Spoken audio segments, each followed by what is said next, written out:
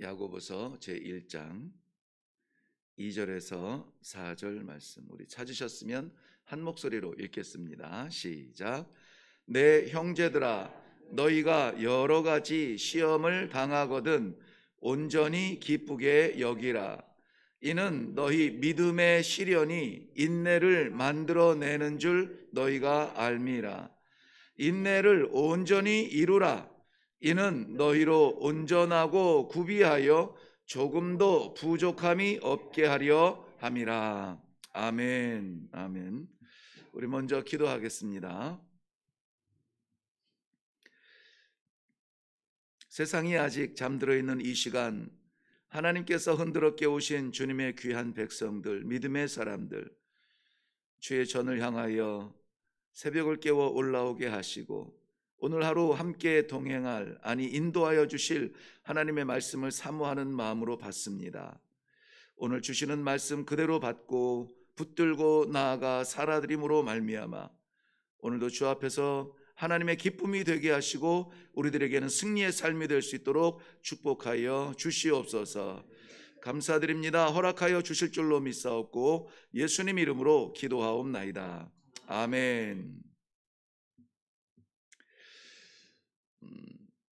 한 가지 증게 있는데 우리 교회에서는 4월 1일부터는 마스크 선택적 착용으로 전환하려고 합니다.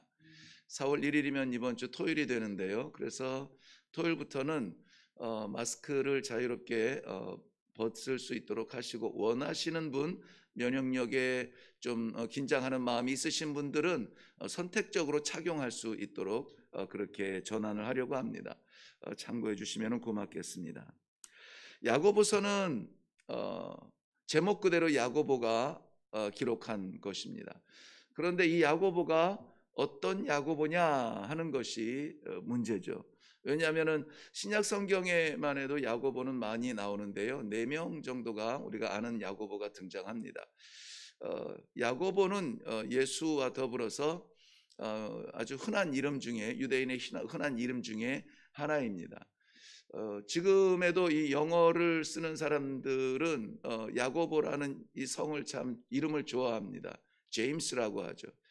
우리 외국인 아는 사람 별로 없지만 제임스 본드는 아시죠? 네, 007에 나오는 제임스 본드, 그 제임스가 야고보 본드예요. 그 야고보 4명이 나오는데 예수님의 제자들 가운데서 이 야고보가 나오죠. 세베대의 아들 야고보, 알페오의 아들 야고보, 그리고 사도 요한의 아버지도 야고보, 그리고 또 한 명이 나오는데 바로 예수님의 형제 야고보가 나옵니다. 그러면은 신약 성경에서 얼핏 등장하는 이들 가운데 과연 어떤 야고보가 이 야고보서를 썼을까? 그 궁금하거든요. 그런데 알페오의 아들 야고보나 세베대의 아들 야고보나 사도 요한의 아버지 야고보는 잠깐 언급이 되고 그렇게 영향력을 끼치지는 못하는데, 예수님의 형제 야고보는 이스라엘 교회의 지도자, 그 책임자로 일을 하면서 흩어져 있는 디아스포라들, 그러니까 흩어져 있는 유대인들, 저들의 문제를 이제 좀 강한 말로 하면 심판도 하기도 하고 또 가르치기도 하고 바로 인도하기도 하고 그런 영향력을 끼칩니다. 그리고 심지어는 우리가 잘 아는 그 사도 바울이 이방인의 문제로 이 예루살렘 교회에 왔을 때에도 지혜롭게 그 현장의 문제를 해결할 수 있도록 그 가이드해 준다고 하죠. 안내해서 문제를 해결해 주는 역할을 해왔고, 초대교회에 인정, 존중을 받는 그러한 초대교회 지도자 중에 한 명이었습니다. 특별히 야고보서가 믿음의 형제들에게 편지하는데, 이 형제들이라고 하는 것은 이 작은 그룹의 형제들이 아니라 흩어져 있는 디아스포라 유대인, 개종 유대인들이죠. 저들을 향한 편지라고 보았을 때 이 초대교회 교부들, 종교 지도자들, 제롬이라든지 이런 분들은 예수님의 형제 야고보가 이 야고보서의 저자로 기록을 하였다라고 인정하고 있고, 지금도 거의 틀리지 않게 대부분의 교회에서 그렇게 믿고 따르고 있습니다.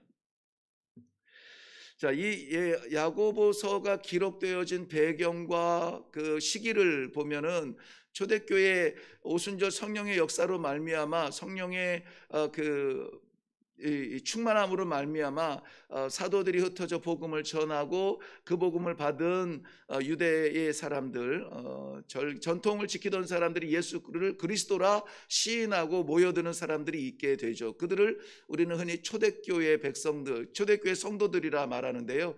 초대교회 복음과 더불어서 시작된 것이 초대교회 핍박입니다.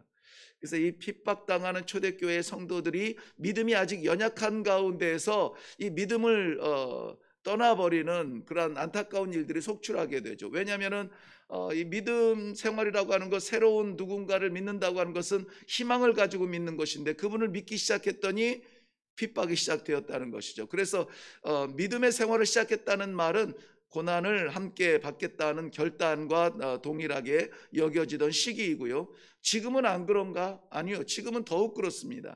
단지 그 시련의 모양이 다를 뿐이지 우리는 믿음의 생활을 지키기 위해서, 그런 삶을 살기 위해서는 어려움에 직면하겠다는 결단을 하는 사람들이 누구냐? 믿음의 사람들입니다. 특별히 초대교회에서는 이 내부적인 핍박도 곤란함도 있었고 외부적인 핍박도 있었죠. 외부적인 핍박은 잘 아는 대로 바로 황제를 중심으로 해서 지금 야고보서가 기록되어졌던 그 전후 시기에 바로 황제를 네로 황제죠. 아무도 제의를 안 하시네. 네. 네로 황제를 중심으로 해서 아주 난폭한 황제들과 또 그 황제들의 파송을 받은 총독들의 바울을 가두었다든지 바울을 재판하기 위해서 로마로 보낸 고넬료라든지 이런 모습들을 보면서 이 외부적인 핍박이 반드시 있었습니다. 내부적으로는 어떤 곤란이 있었느냐? 사도 바울의 그 복음은 이신칭의였습니다. 그래서 믿음으로 말미암아 구원을 받는다, 이것이 오해가 되어져서 그러면은 믿음이 있으면은 우리가 굳이 그렇게 이런 생각으로 삶이 안일해지게 되는 것이죠. 신앙생활이 안일해지고 믿음이 오히려 이 자기 자신을 게으르게 만듭니다. 그리고 믿기만 하면은 나 구원받으니까 생활에 또 이제 생활이 충실하게 따르지 못하는 그러한 경우들이 교회 안의 성도들 가운데도 나옵니다. 그러니까 믿는다고 하는데 여전히 변화가 일어나지 않아요. 특별히 교회 안에서 문제가 일어나는 경우는 어떤 것입니까? 이 야고보서가 기록되어진 배경으로 보면은 말과 행동이 난폭해지는 거예요. 말과 행동이 난폭해져요. 믿기 시작했는데, 믿음으로 말미암아 모여든 성도들인데 그 안에 상처를 왜 받습니까? 말 때문에 상처를 받아요. 죄가 지목이 되어져서가 아니라 거친 말 때문에 상처를 받아요. 거친 행동 때문에 상처를 받아요. 왜 그렇게 말하고 왜 그렇게 행동할까요? 난 믿음이 있으니까 괜찮아. 자기 믿음을 신뢰합니다. 그리고 나타나는 행동에 대해서는 그렇게 신중하게 여기잖아요. 이것이 굉장히 초대교회 안에서는 심각했습니다. 왜냐하면 저들은 핍박 중에서도 유일한 소망을 가지고 모여있는 믿음의 공동체거든요. 근데 그 안에서 나누는 이 의미 없이 뱉는 말도 상처가 된다면은 그 믿음은 어떤 믿음이냐 하는 것이죠. 자, 이렇게 위기를 만나는 초대교회의 그 믿음의 공동체들을 향하여서 기록한 것이 이 야고보서입니다. 야고보서는 1장 1절부터 19절의 내용을 보면은 믿음의 고난에 대해서 이야기합니다. 믿음에는 고난이 있다, 이것을 전제로 하고 이 야고보서는 시작을 해요. 그런데 5장 뒤에 결론에 가면은 이 믿음은 반드시 승리한다라는 결론을 말해줍니다. 그런데 그렇다고 해서 이 야고보서가 믿음의 승리만을 주장하느냐? 승리를 바라보는 것은 소중한 일인데 누가 그 승리를 할 수 있느냐 하는 것이죠. 누가, 어떤 사람이, 우리는 다 믿음의 사람으로 이 고난을 대면하겠다고 작정한 사람들입니다. 그런데 다 승리에 이르는 것이 아니라 도대체 누가, 어떤 사람이 그 승리를 얻을 것이냐 하는 것이 1장 20절 이후에 마지막 결론에 이르기 전까지 1장, 2장, 3장, 4장, 5장 전반부까지 말하는 것이 믿음의 본체예요. 그러니까 믿음이란 무엇이냐? 당신은 그런 믿음을 가지고 있느냐? 믿음은 이런 것이다. 이런 믿음의 생활을 하고 있느냐? 그러니까는 행함이 없는 믿음은 죽은 믿음이라는 말처럼 믿음 자체가 아니라 그 믿음을 따라 사는 삶이 마지막 믿음의 승리를 주는 것이다. 성도들에게 그렇게 권면하는 말씀입니다. 그래서 이번 한 주간 이게 5장으로 되어 있기 때문에 요거는 이제 야고보서는 이번 한 주간으로 딱 끝나게 됩니다. 한 주간 동안에 우리의 믿음을 한번 들여다볼 수 있는 그런 아주 중요한 그러한 시기가 될 것입니다. 우리 더욱더 말씀 가운데 집중하고 말씀 그대로 받아서 이번 한 주간 더 기도할 수 있는, 그리하여서 승리를 반드시 이루어내는 믿음의 동지들이 되시기를 주님의 이름으로 축원합니다. 자, 말씀드린 것처럼 믿음의 형제들, 오늘 2절 말씀이 이렇게 시작하죠. 내 형제들아 그랬습니다. 내 형제들아, 다 아시겠지만 혈통적 형제가 아니라 믿음의 형제들을 말하고요. 이 믿음의 형제들에게는 여러 가지 시험이 온다라고 말합니다. 믿음의 형제들이 되었다는 것은 힘겹게 이 고난의 길을 걷기로 작정한 사람들입니다. 313년 콘스탄티누스를 통하여서 밀라노 칙령, 즉 기독교가 인정받기 전까지 약 300년 동안, 횟수로 치면은 조금 못 미치긴 하겠습니다만은 약 300년 동안 기독교는 고난의 길을 걷게 됩니다. 30년이 아니라 3년이 아니라 300년을 말이죠. 300년을. 그 십자가를 꺾기 위하여서 이 공중권세 잡은 이 사탄과 마귀들은 이 초대교회의 이 연약한 믿음을 가지고 흩어져서 그 믿음 붙들고 어떻게 해서든지 예수 그리스도와 함께 걷겠다는 그 연약하고 가녀린 믿음을 무너뜨리고 쪼개뜨리려고 그렇게 시도를 했습니다. 그럼에도 불구하고 교회는 무너지지 않아요. 그러므로 사랑하는 성도 여러분, 오늘 믿음을 향하여서 달려오는 이 시험에 대하여서 우리는 어떻게 해야 될 것인가, 이 도대체 믿음에 달려오는 시험은 무엇인가 한번 살펴볼 수 있기를 바랍니다. 첫째는 기독교의 핍박에 다가오고 그 고난이 오는데요, 성경은 이렇게 정의를 하고 있습니다. 내 형제들아, 너희가 여러 가지 시험을 당하거든 온전히 기쁘게 여기라. 그냥 기쁘게 여기라가 아니라 온전히 기쁘게 여기라. 온전하다는 말은 꽉 채웠다는 말이죠. 하나에서 10이라면 9개 정도는 기쁘게 여기라가 아니라 10가지 시험이 오거든 그 모든 시험을 전부 다 기쁘게 여기라는 것입니다. 우리가 만나는 시련과 시험은 기쁨으로 여길 수 있기를 바랍니다. 우리가 예수를 어떻게 어떻게 여기느냐면은 우리를 온전케 하시는 믿음의 주요 온전케 하는 그 예수를 바라보자 그랬습니다. 예수를 바라봅니까는 예수의 어떤 모습이 보입니까? 자기의 보좌를 포기하고 성육신하여 이 땅에 내려온 창조주가 피조물이 된 것 자체가 고난이요, 이것은 만날 수가 없는 일입니다. 성육신에 대해서 우리는 입에 붙어서 너무 쉽게 말하지만은 우리 편한 자리 떠나서 불편한 시간 지키느라고 예배 자리 오는 것만도 우리는 엄청난 결단을 해야 되는데, 자기 하늘의 보좌를 포기하고 이 땅에 오신 창조주의 그 결단은 우리가 너무 쉽게 받아들일 수가 없는 고귀한 결단입니다. 예수님께서 성육신으로 이 땅에 내려온 것조차 그것마저 수치스러운 일이었죠. 그러나 이 땅 위에서 피조물들 가운데 가장 비참한 처형도구의 십자가에 올라가서 모욕을 당하고 피와 물을 다 쏟으신 것, 이 고통을 당하셨습니다. 생명의 주님이신 그가 당하지 않아도 될 죽음의 무덤에 갇히기도 했습니다.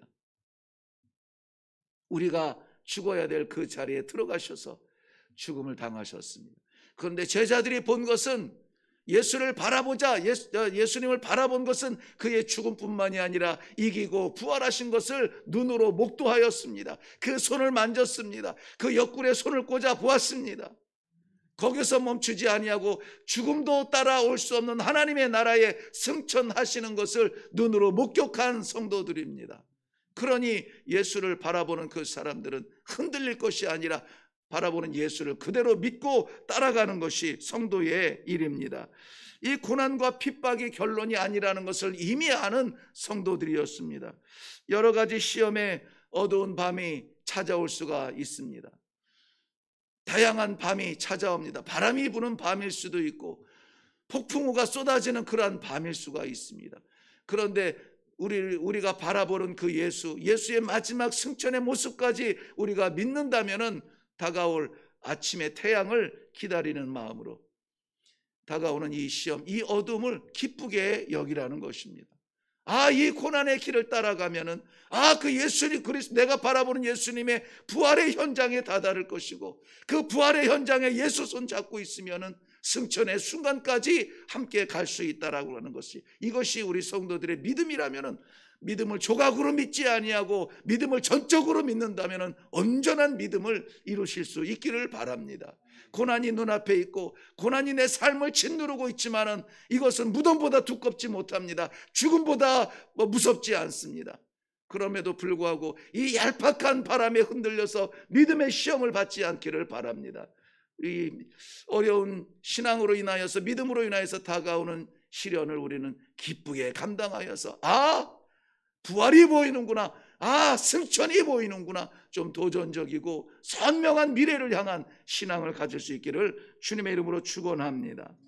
그 다음에 이 시험은 믿음의 시련이라고 번역을 했는데요, 2절 말씀 3절 말씀 연결해 보면은 시험이 다가오는데 이는 너희 믿음의 시련이 인내를 만들어낸다. 기뻐해야 될 이유가 있네요. 그런데 시험과 시련이라는 비슷한 단어가 쓰여 있습니다.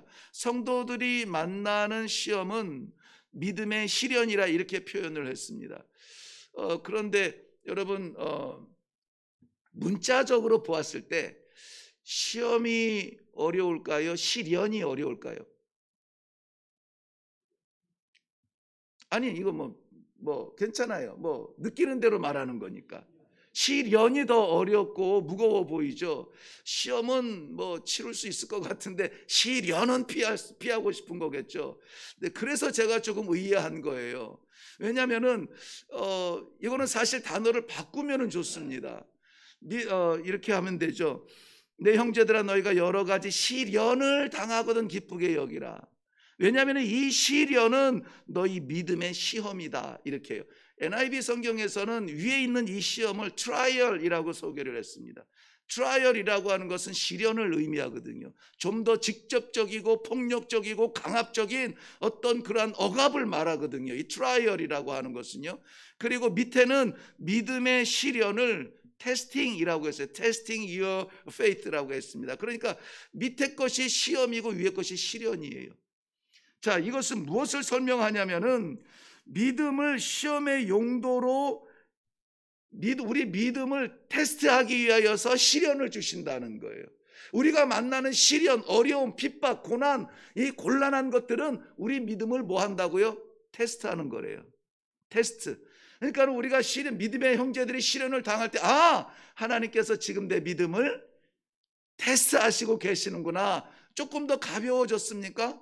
그러니까 아무리 어려운 문제를 닥치더라도 이것은 내 믿음을 시험하시는 하나님께서 주시는 어떤 테스트라는 의미로 받으시면 좋습니다. 그렇기 때문에 이 테스트는 시간이 끝나야 끝납니다. 내가 싫다고 해서 벗어나는 것이 아니라 끝나는 때까지 어떻게 해야 되느냐? 기다려야 돼요.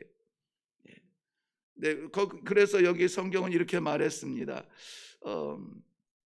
인내를 만들어내는 줄을 너희가 알미라. 4절에 인내를 온전히 이루라. 인내를 이루라는 말씀은 기다려라 이거예요. 기다려라. 기다린다라고 하는 것은 어떤 무력한 침묵을 말하는 것은 아닙니다. 할 수 있는 것이 없어서 이 바람이 지나갈 때까지 고개를 숙이고 있는 것이 아닙니다. 그것이 아니라 누가복음 21장 19절 말씀에 예수님께서 환난 가운데 마지막 이 종말 가운데 나타나는 그 현상들을 소개하면서 이렇게 말씀하세요. 인내를 이루라고요. 인내를 이루라고. 흔들리지 말고 여기저기 쫓아다니지 말고 기다려라. 인내로 너희의 영혼을 구하라 라고 말씀하세요. 그러니까 우리가 마지막 이 환난의 시기에, 마지막 종말의 시기에 이 믿음을 지켜내는 것은 우리의 영혼을 지켜내는 것입니다. 살 길을 찾는 것처럼 보이지만은 그러나 우리의 마음을 빼앗기지 아니하도록 오직 주 예수 그리스도 우리의 주여, 믿음의 주여 온전케 하시는 그분만 바라보면서 기다리는 믿음이 필요합니다. 결정하지 마시고 기다리고 예수님께서 어떻게 그 길을 걸으셨는지 바라보시고 하나님께서 무슨 말씀을 하실 건지 마음을 열고 기다리시고 말씀해 주시면 그대로 순종하며 나아가는 것입니다. 인내를 이루라. 이 말씀은 시험에서 이기라는 하나님의 기대를 기록하고 있습니다.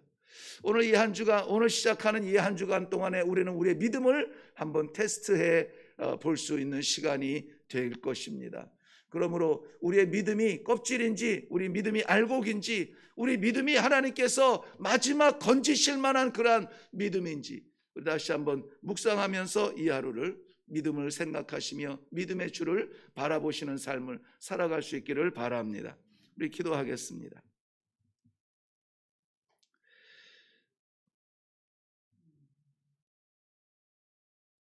너희들이 여러 가지 환난을 당하거든 인내하여 승리하라. 하나님의 성도들 마음에 담은 귀한 말씀을 받았습니다.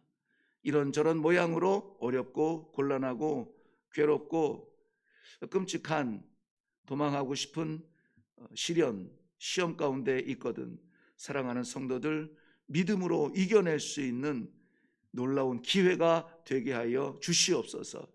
그리하여서 무너지지 않고 쓰러지지 않고 더욱 굳건하게 지켜냄으로 말미암아 우리 주님 그 끔찍한 무덤에서 3일을 견뎌낸 것처럼 우리도 이 끔찍한 죽음 같은 시련에서 3일을 견뎌내어 부활하여 승천하기까지 주님 따라가는 백성들 되게 하여 주시옵소서.